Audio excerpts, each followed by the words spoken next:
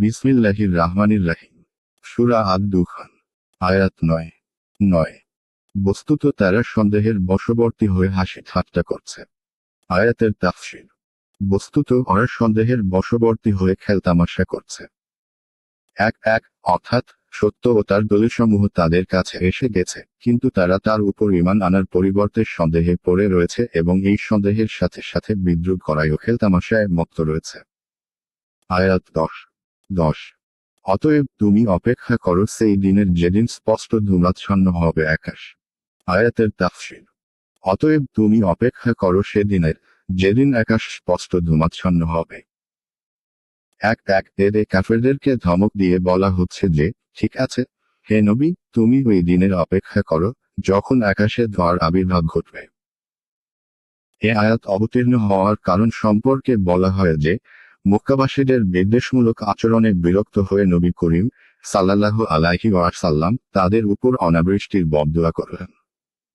যার ফলে তাদের উপর অনাবৃষ্টির শাস্তি নেমে এলো। এমনকি খাদ্যাভাবে তারা হাড়, চামড়া এবং মৃত ইত্যাদি খেতে বাধ্য হয়ে পড়ল। আকাশের দিকে তাকালে কঠিন ক্ষুধা ও দুর্বলতার কারণে তারা কেবল ধোঁয়া দেখত। পরিশেষে অতিষ্ঠ হয়ে তারা নবী করিম সাল্লাল্লাহু আলাইহি ওয়াসাল্লাম এর নিকট উপস্থিত হয়ে আযাব দূরীভূত হলে ঈমান আনার অঙ্গীকার করে। কিন্তু এই অবস্থা দূর হয়ে গেলে তারা পুনরায় কুফরি ও অবাধ্যতায় ফিরে আসে। তাই তো বদর যুদ্ধে তাদেরকে আবার কঠোরভাবে পাকড়াও করা হয়। বুখারী তাফসীর অধ্যায়। কেউ বলেন, কিয়ামত নিকটবর্তী হওয়ার 10টি বড় বড় নিদর্শনাবলীর একটি নিদর্শন ধোঁয়া। 40 দিন যাবতে ধোঁয়া বিদ্যমান থেকে কাফেরদের শ্বাসরোধ করবে। আর মুমিনদের অবস্থা সর্দি লাগার মতো হবে। আয়াতে এই ধোঁয়ার কথাই বলা হয়েছে। এই ব্যাখ্যার ভিত্তিতে এই নিদর্শন কিয়ামতের নিকটতম পূর্ব সময়ে প্রকাশ হবে। আর প্রথম ব্যাখ্যার ভিত্তিতে এটা প্রকাশ হয়ে গেছে। ইমাম শাওকানি বলেন, উভয় ব্যাখ্যায় স্থানে সঠিক। আয়াত অবতীর্ণ হওয়ার কারণ হিসাবে এ ঘটনা ঘটে গেছে, যা সঠিক সূত্রে প্রমাণিত। এদিকে কিয়ামতের নিদর্শনসমূহের যে তালিকা বহু সহিহ হাদিসে বর্ণিত হয়েছে, তাতেও এই ধোঁয়ার কথা উল্লেখ আছে। কাজেই ওটাও এর পরিপন্থী নয়, বরং তখনও তার আবির্ভাব ঘটবে।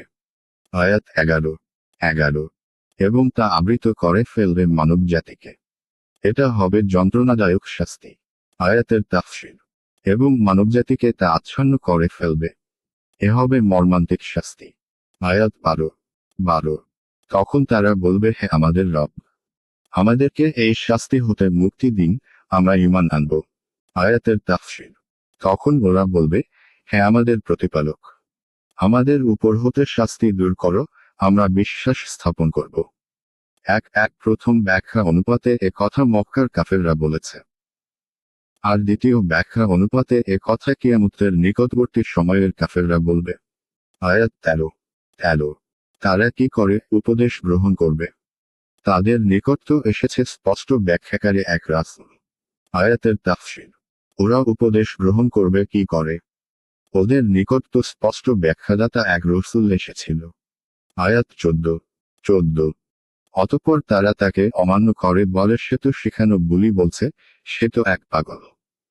আয়াতের তাফসীর। অতঃপর ওরা তাকে অমান্য করে বলেছিল, সে তো শিক্ষানুপ্রাপ্ত একজন পাগল। আয়াত 15।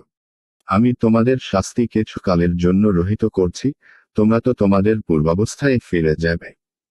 আয়াতের তাফসীর। আমি তোমাদের শাস্তি কিছুকালের জন্য দূর করলে, তোমরা তো তোমাদের পূর্বাবস্থায় আবার ফিরে যাবে। আয়াত 16।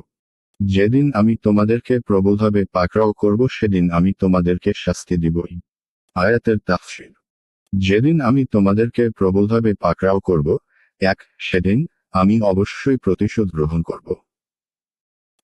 এখানে পাকড়াও বলতে বদর যুদ্ধের দিন পাকড়াও করার কথা বলা হয়েছে। সেদিন 70 জন কাফের মারা গিয়েছিল এবং 70 জনকে বন্দী করা হয়েছিল। দ্বিতীয় ব্যাখ্যা অনুপাতে কঠোরভাবে এই পাকড়াও কিয়ামতের দিন করা হবে।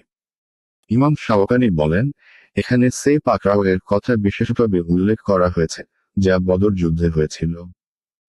কেননা কুরাইশ প্রসঙ্গের আলোচনাতেই এর উল্লেখ আছে। যদিও কিয়ামতের দিনেও মহান আল্লাহ কঠোরভাবে পাকড়াও করবেন, তবে সে পাকড়াও এত ব্যাপক হবে যে তাতে সকল শ্রেণীর অবাধ্য শামিল থাকবে।